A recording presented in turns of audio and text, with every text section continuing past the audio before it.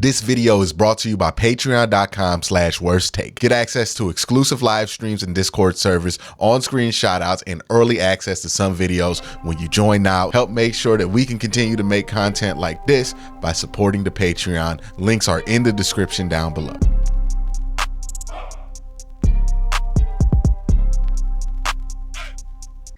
All right, 5 adjustments I think the Browns should make before playing the Washington Commanders. The first adjustment is Quincy Jefferson got to get off the field on rundowns. He's bad. He gets washed off the line of scrimmage.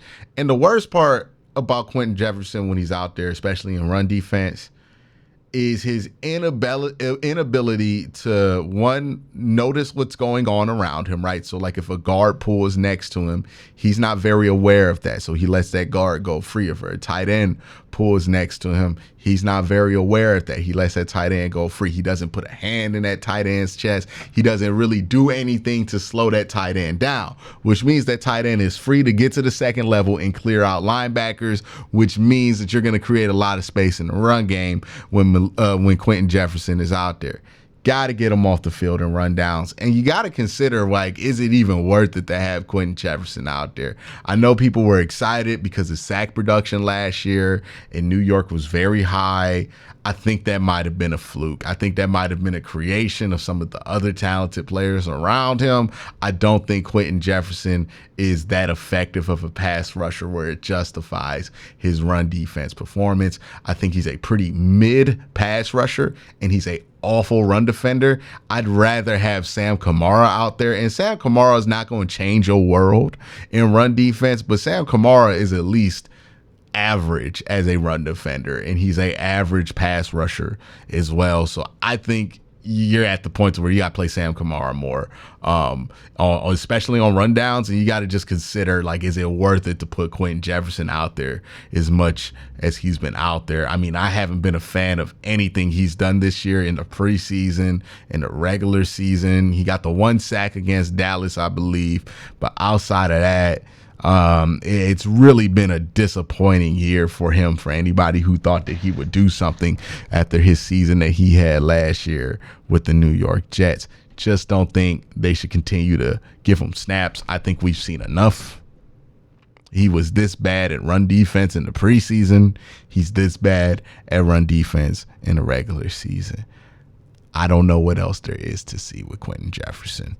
I'm at the point where I'm okay with moving on and just seeing who else can fill that role. And look, if we're talking about long-term adjustment, if a defensive tackle somehow becomes available, like a good to great level defensive tackle, we're talking about like a DJ Reader or Grady Jarrett or somebody like that, absolutely 100% worth it to make a swing on that. I think the one position group that the Browns would benefit the most from a trade is going to be defensive tackle. I think they need defensive line help. They need defensive tackle help. With defensive edge, with the edge rush, you hope that Zadarius Smith plays better football going forward. Like, there's a chance that he might play better football. But if you look at this interior, this defensive line, there's really nobody that you're like hoping starts to step it up. Like, I think Dalvin Tomlinson is actually playing some good ball right now. It's just there's nobody else in that defensive interior room right now that's playing anywhere close to effective enough football. Like, Shelby Harris is fine. Sam Kamara is fine. But I really, really think you need to add another defensive tackle. And if one becomes available in a trade, I am all for it. Number 2 adjustment for the Cleveland Browns to make. I think the DBs need to have more freedom to break their cushions, especially on third down. The Browns have been playing it super conservatively on defense when it comes to these cushions that these DBs give. It's so consistent with whoever is running the cushion. Like, I've seen Denzel Ward give up these deep outs on these cushions that they're running. I've seen Martin Emerson do it. I feel like it's a coaching talk point. I feel like they want to be a little bit more conservative. Like, I think the Browns are worried about getting beat deep, but in their fear for getting beat deep, they're starting to become a defense that can't get off the field. I would rather just take that risk that the Browns could potentially get beat deep every once in a while, but also get off the field at a higher rate than what they've done the last 2 weeks. I think they got spooked by Dallas. I think they got spooked by New York into thinking that they have to be super concerned about this. But honestly, they don't have to be that concerned about that. Let them get the freedom to break those cushions again so they can do something about these third down conversions. Like every time the Browns blitz, it's like a wide open man on the far side of the field that's running free because the Browns are playing with this cushion and they're backpedaling an extra 2-3 steps than normal. And it's just creating free runs for these offenses. I don't like it.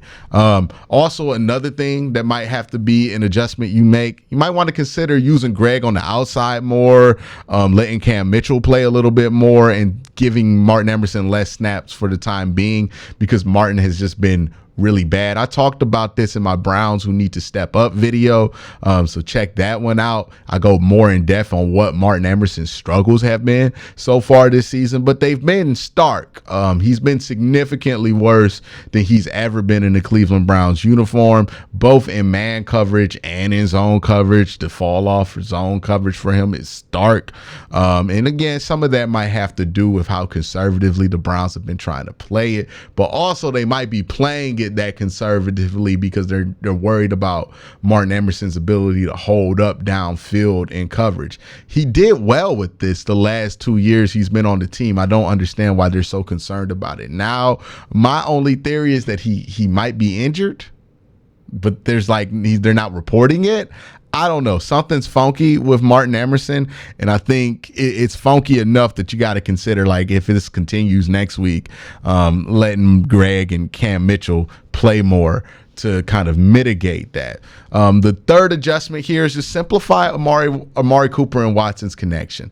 I think there are way too many options on the table for both of these guys.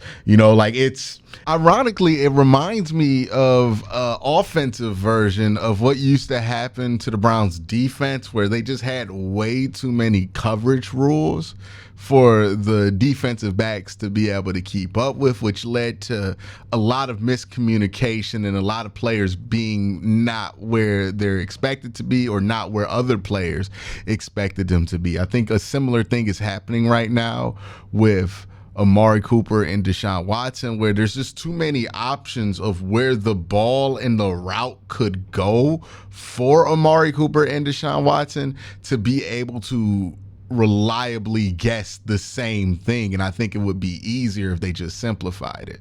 Sometimes introducing more choices makes it harder to be right, because you just got way more choices, right? And I think that's what's going on with Amari and Deshaun when it comes to the choice route mishaps, not necessarily the drops. The drops are all on Amari Cooper. But when it comes to the choice routes that get miscommunicated on, sometimes it's Amari doing the wrong thing. Sometimes it appears that it's Deshaun doing the wrong thing. And I think that's because there's just too many answers on the table right now. It needs to be a simple this or this. Right? If you see this, I'll do this. I see this, I'll do that. Right now, it's if I see this, I might do this, but I also might do this, or I might do this. And if I see that, then I might do this. And if I see this and that, I might do this and this. And you can just see how that's going to be way harder to get on the same page with than just simple choices, right? I just think it's a bit complex what they're trying to do with Amari Cooper and Deshaun Watson. We unfortunately did not get enough time in training camp to be able to get chemistry with those two to where you would want it to be comfortable doing all that. And to be honest, getting more complex with your choice routes isn't something that you can force to happen in year one of an offense. You got to start at a basic, simple place with this and then build up from it as time goes on and as trust is already there. Like, you're not going to start in year one and be able to do 18 different things with a route combo because your chemistry with your quarterback and your wide receiver are right there. You need to build that over time. That trust needs to be there. That experience together with the quarterback, the offensive coordinator, and the wide receiver need to be there. Right now, I think they're trying to make something happen that they simply haven't had enough time to implement. And it ain't even close to enough time. We're talking about years, and they got months. So I think it's time to just simplify it. Make it a if this, then that, and that's all. Right, when it comes to the choice routes. Not saying get rid of the choice routes, but simplify it, right? I think it's worked wonders for Jerry Jeudy. I think it'll work wonders for Amari Cooper. And I think simplifying things did a lot for Deshaun Watson last week as well. The fourth adjustment that I would have in here, use Jeff Swain more. I like what Jeff Swain was able to provide for this team as a blocking tight end. And I like the versatility that he could provide there. Look, with David Njoku potentially not playing in this game, Jeff Swain being out there as a presence, as a blocking tight end, also in the run game, I think is super important for this team. So using Jeff Swain more, I would like it if the Browns add that to the game plan. My last adjustment for the Browns going into this game versus the Washington Commanders is please let's blitz less. The Browns have been blitzing a lot this season. I believe around the 34-35% mark this year compared to last year where they sat around like 24-25%. So like there's a huge jump in the amount of times the Browns are blitzing. They're not trusting their front four to get there. And I understand, right? The defensive interior play hasn't been what you wanted it to be, especially from a pass rushing perspective. And then you're not getting the quality of play from Zadarius Smith that you want it to be. So you might be a little nervous about your ability to get home with just 4. And I understand that. But I don't think you're doing yourself any favors by blitzing, because the way that we're deciding to cover on the back end of these blitzes is just leaving far too much open far too quickly to make these blitzes effective. Like I almost get nervous every time the Browns blitz, because it almost seems immediate that on the backside of that blitz, we're going to put Martin Emerson on an 8-yard cushion. He's going to play far off on this cushion, and he's going to get beat on a curl or an out for like 8 to 10 yards and give up a first down.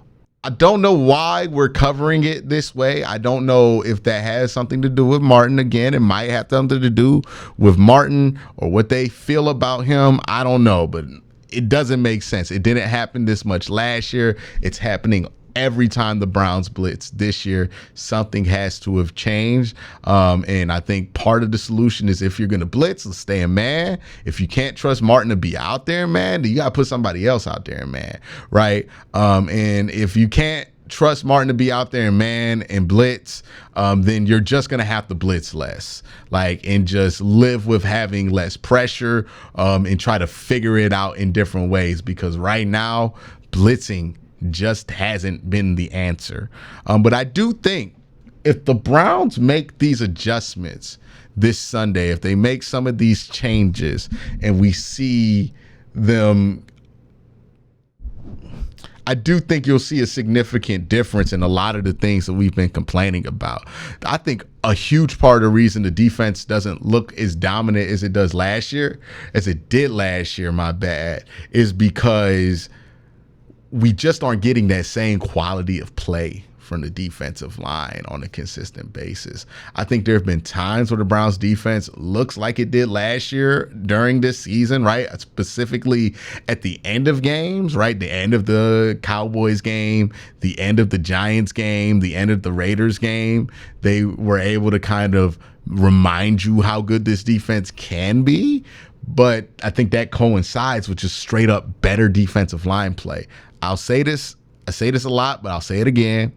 A Browns defense under Jim Schwartz is only going to be as good as the defensive line plays. And I think they got to figure out how they can get better defensive line play and how they can maneuver some pieces around so they can get some guys off the field who just don't need to be out there at certain times. So those are the adjustments I think the Browns need to make. I think if they do make some of these adjustments, they'll have a good chance to beat the Washington Commanders. But that's my thoughts. Let me know your thoughts in the comment section below. Y'all have a great day. Have a better night. Peace.